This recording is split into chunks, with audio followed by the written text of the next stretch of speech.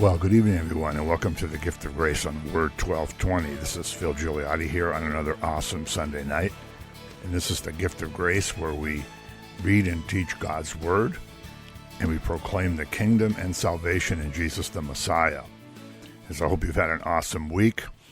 And today we're going to shift gears into something a little different. If you've been keeping tabs on my YouTube channel and podcasts and so forth, you see that we're living in very interesting times, and we're living in very prophetic times, and we're living in a time where this is probably the last confrontation between good and evil, between Christ and Antichrist, between gospel and anti-gospel, between church and anti-church. We're in a time of intense spiritual battle. And as my friend Ralph Martin said a while ago, if you don't perceive there's a battle going on around you, you're already a casualty. And these problems are not new, of course, and these issues have been going on since the beginning of the church. And you know about all the heresies that came out in the first 200 to 300 years of the church, and how church councils had to be called in order to deal with them and make definitive statements. And even though none of this is really new, our time is different in that we have mass communication and we have interconnected people all over the globe, and on and on and on. And the thing that started it all, that starts the time clock of God's prophecies, is Israel coming back as a nation in 1948. And none of these other prophecies could have been fulfilled before there was an Israel. And so we're living in a very fascinating time. And I always like to quote from the book of Esther that says, we're here for such a time as this. We didn't ask to be here now. We didn't ask to be born when we were born. But, you know, in the book of Acts in chapter 17, we find out that everybody comes from one blood, and they're born when they're supposed to be born, and they're placed where they're supposed to be placed. Paraphrasing, of course. And there's a reason we were born to be here at this time. And we are here to confront the situation that we're in at this time, not 100 years ago or 500 years ago or 1,000 years ago. And one of the things we've seen, and just as a reminder, the YouTube channel is One in Messiah Gift of Grace Ministries. One in Messiah Gift of Grace Ministries. And if you're looking for the podcasts, search for Dr. Phil / Gift of Grace. But one of the topics that's really so evident in our time, to anyone who's paying attention, to anyone who's not asleep at the wheel, is the fact that in so many ways the gospel, with a capital G, has been hijacked into the gospel of little g's. And there's lots of them. The environment is a big one. Now we find out from important church leaders that Mother Earth might be mad at us because of what we've done. And that's why we have coronavirus. And, you know, this is the kind of nonsense that goes on. We hear nonsense in the sense of, well, Jesus came to have solidarity with the poor, and that's why he died. No. Whoever says that is absolutely wrong. Jesus came here to die so that everyone's sins could be forgiven. He came as the Savior, not to make a political statement. And on and on and on it goes. And everything, the gospel, as some other teachers I like to listen to, like to say, you know, we've become the church of nice. Everything has to be nice, and we have to be nice to everyone. And the true gospel is somehow in the background of this, but has been hidden, has been camouflaged. And so modern people feel that, well, as long as they're nice, as long as they don't hurt anyone, as long as they don't kill anyone, as long as they generally do a good job with their life, and maybe tomorrow they'll try to do better, that's what the gospel is. Those things are all good to do, but they are not what the gospel is. And we're going to take tonight, and I hope just tonight, because we have Advent coming up and everything, but We're going to go to Galatians Chapter 1, one of my favorites. I love the book of Galatians, and we really get a picture, number one, of Paul after being Saul of Tarsus. Well, he still is Saul of Tarsus. Paul was his Roman name. But we get a real picture of Paul and how he has changed in how he thinks, what he believes, what he thinks is important, and how he goes from being so zealous for the law to the point where he says in this epistle, no one was more zealous for the law than I was, to now being so zealous for the gospel, to being so zealous for the gospel of grace that he is already on top of a problem in the Galatian church not long after he had left there, because people were falling away from the gospel. People were going, as he's going to say, into other gospels, which aren't gospels at all.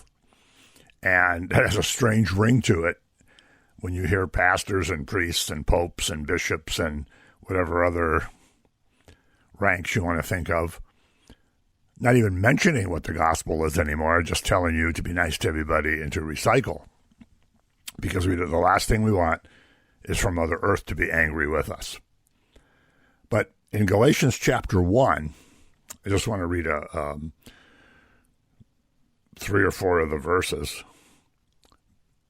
We're going to start in verse 6, Galatians 1. I marvel that you are turning away so soon from him who called you in the grace of Christ to a different gospel, which is not another. But there are some who trouble you and want to pervert the gospel of Christ. But even if we or an angel from heaven preach any other gospel to you than what we have preached to you, let him be accursed. As we have said before, so I say again now, if anyone preaches any other gospel to you than what you have received, let him be accursed. Very strong language. He doesn't say about these people, well, listen to what they have to say, and, you can think about it for a while, because after all, being nice is very important, and the environment is very important, and, it's all about getting together, being brothers and sisters, gathering around in a circle, singing. No, he says, if anyone tells you any other gospel, they should be accursed. And he not only applies it to, he even applies it to himself. He says, if an angel comes and preaches another gospel, let him be accursed. He says, if I come back and preach another gospel, let me be accursed. So, if Paul leaves the church in Galatia and he goes on to his next town and he falls down and he hits his head on a rock and he's in a coma for a couple of days and he wakes up and he's got an altered mental status and he goes back to Galatia and starts preaching a different gospel, he should be accursed by the people.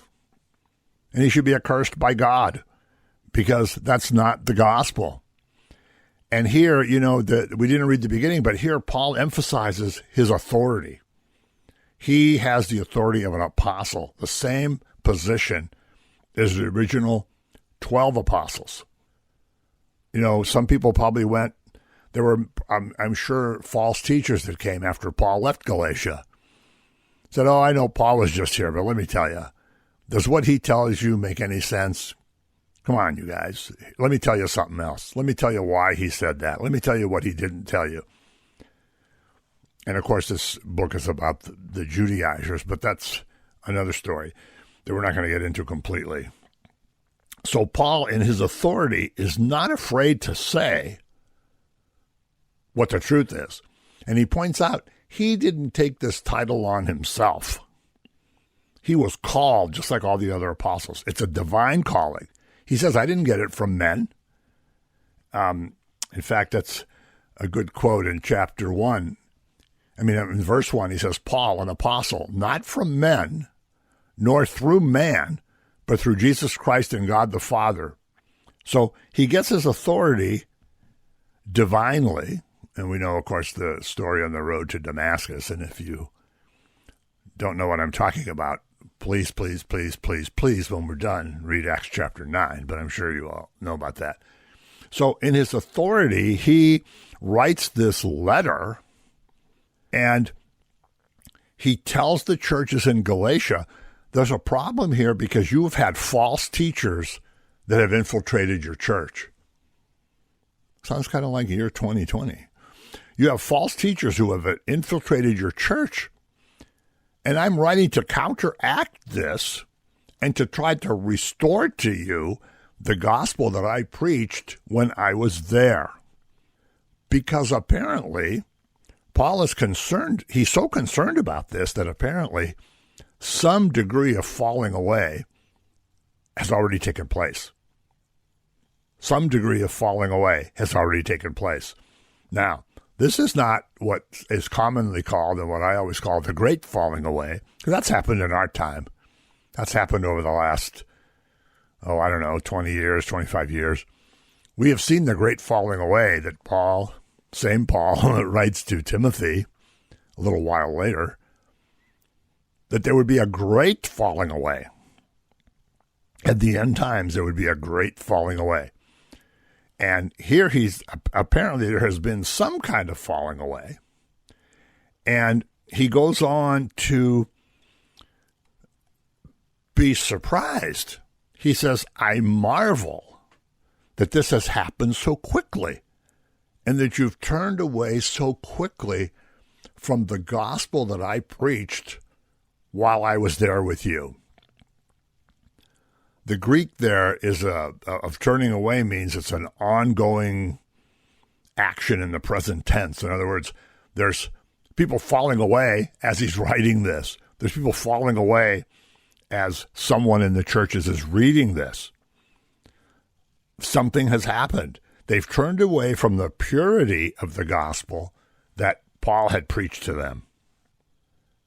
They received the gospel of grace, and now they were turning away from it. And that, that brings to mind as I read that, in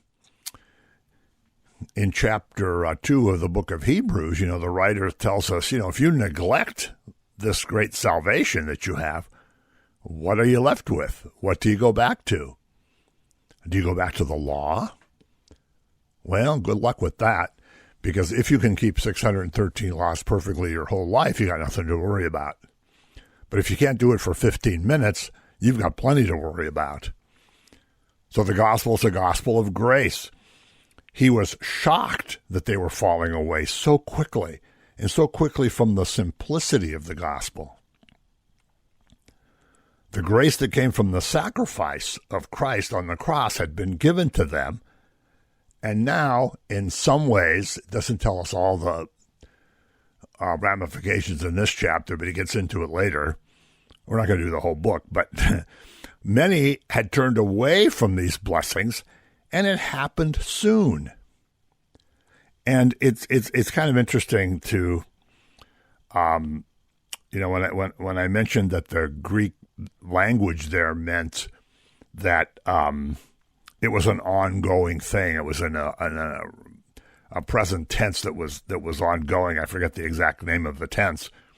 When the Greek term that's used there, where Paul says, so many of you have fallen away, the Greek word means a military retreat. In other words, people saying, okay, we're retreating, let's get out of here. And you can picture a bunch of soldiers running away from a battle in retreat. And he describes that this is the way people are running away from the true gospel. And we have seen that in our lifetime. We have seen that now. We are seeing it actively happen right now in our world. And the saddest thing is, we're seeing it actively happen in the church. Actively happening in the church. And when you think about it, and, whatever the particular church that you go to is, how often do you hear a message on Sunday mornings about sin and repentance? How often do you hear a message about how Jesus came to save you? No, you hear psychology, Let's talk about how to be married. Let's talk about how to parent. Let's talk about how to get along with our coworkers. You hear about COVID. You hear about the environmental issues. You hear about the rights of this and the rights of those and the rights of the other people. And some of that is fine, but you're not hearing the true and simple gospel. And Paul says people were running away from it like a military retreat. If you see what's happened to the great denominations of Christianity over the last 25 years, you can't even believe it. And we don't have time to go over each one of them, but there's blame to go around at every single one of them. Every single one of them. Nothing as it was 50 years ago. And it's been like a military retreat. And church leaders, religious leaders have been running away from the gospel in their struggle to headlong struggle to become more and more like the world. Remember in the book of 1 Samuel, he's a great prophet. He's the last of the judges. And the people say to Samuel, we want a king because we want to be just like everybody else. Samuel points out to them that God is their king. They're not supposed to be like everybody else. They are people who have been separated from all the other people. They have their own they have the only covenant with the true God. He's their king. He's provided for them. They say, oh, no. We want to be just like everybody else. So now the church is running headlong. We want to be just like everybody else. We want to talk about the environment. We want to talk about COVID. We want to talk about immigrants. We want to talk about being nice. We want to talk about parenting. We want to talk about on and on and on and on. On and on and on and on. They're supposed to be talking about the gospel. They're supposed to be talking about salvation. They're not supposed to be like the world. When you come to Christ and you're called out of the world, you have metanoia, you have a different way of thinking. You're not supposed to be like everybody else in the world. Jesus said, the world hates me, they're going to hate you, but, I'm not of the world. That's why they hate me. They're going to hate you because you're not of the world. You're not of the world. Despite what the prosperity preachers will tell you, we're going to face persecution in the world. We're going to face struggles in the world. Jesus says the world hated me, and they're going to hate you. They're not going to come to your feet and say, oh, you're so awesome. They're going to hate you. They're going to say, you be quiet. We don't want to hear this. And that's exactly what's happened. But in our day, the problem is that the church has shut its mouth and become mute. So Paul says, I can't believe how fast this is happening. And what's happening is there's people coming in and they're trying to go back to the law. They have the so-called Judaizers coming in, telling them that in order to follow Christ, in order to be Christian, they first have to become Jews. They first have to go into the law of Moses, and then they can go to follow Christ. In other words, they're mingling law and grace. And they're weakening the gospel. Paul gets very upset about this. In fact, he gets more upset about this than he does about the moral problems in the Corinthian church, the divisions that we talked about in the Corinthian church. This whole book of Galatians doesn't have all the usual thanksgivings and blessings and those kind of statements that the other epistles have. He's easier on the people who are doing the immorality than he is on the people that are doing false theology. So these people are calling the people who believed, and these were Gentiles. These were pagan people living in Galatia. They came to the gospel, and now there were teachers trying to get them to quote another gospel, unquote, which was works-oriented. And Paul points out it's not a gospel at all. It's not the good news. It's overturning the real gospel. finding a different way to heaven perverts the gospel. Finding another way to heaven, different ways to heaven, perverts the gospel. You know, Paul says, I don't even come with wise words because I don't want to dilute the cross of its power. I don't want to diminish the power of the cross. But teachers come and say, oh, well, you know, you guys are doing this. That's great. But hey, what about this? Have you thought about that? Have you thought about the other thing? Well, if you really want to be saved, you're going to think about it like we do. So now, many are being misled. People who had accepted Christ are now going back to elements of the law. And Paul says the only gospel is the gospel of grace. And he says, you know, this business of, you know, an angel or him or anybody else who teaches another gospel should be accursed. He's so confident in the gospel that he preaches that in verse 9 he repeats it. He repeats that they should be accursed. Not only should you not listen to them, they should be accursed. And he's not talking here about some minor points. We all have, you know, that's why there's so many thousands of denominations. We're not talking about minor points. We're talking about the basis of the gospel, setting up things that actually turn people away from the cross, to turn people away from Christ. Because then they say, well, what the end point of that is, the cross is not sufficient to save you. It's Jesus plus a bunch of stuff. I'm not going to get into dogmas and doctrines, and you know, there's enough different denominations. But as more and more things are added, the impression in anybody's mind would be the cross is not enough to save me unless I do all these other things. And when confronted by Judaizers, these Gentile Galatians would say, oh my goodness, we have to go back. We have to study the law of Moses. We have to do the law of Moses. And once we got that under control, then we can start following the Jewish Messiah. And Paul says, no, no, no, no. Because Paul says when the gospel is at stake, there is nothing more important because salvation is being threatened. And he says, you know, I'm not telling you this. He goes, this is a tough message for anyone. He goes, this doesn't necessarily improve my popularity. He goes, I'm not here, in verse 10, he says, I'm not here to please men. I'm a bondservant of Christ. He's a doulos, the Greek word that's a little more than a slave, but less than a servant. You know, he's a bondservant. And he says, you know, he got the gospel not from men. Well, verse 12, for I neither received it from man, nor was I taught it, but it came through the revelation of Jesus Christ. He goes, I'm telling you, the gospel did not originate with men. It's not a plan that men would make. Because we naturally would think, well, we have to do something to earn salvation. Or we just make a plan that everybody's saved regardless. That would be a great plan. No one would have anything to worry about. But he says, no, men didn't make this plan. I didn't learn it from a man. No man tried to teach me this. I didn't go to a class.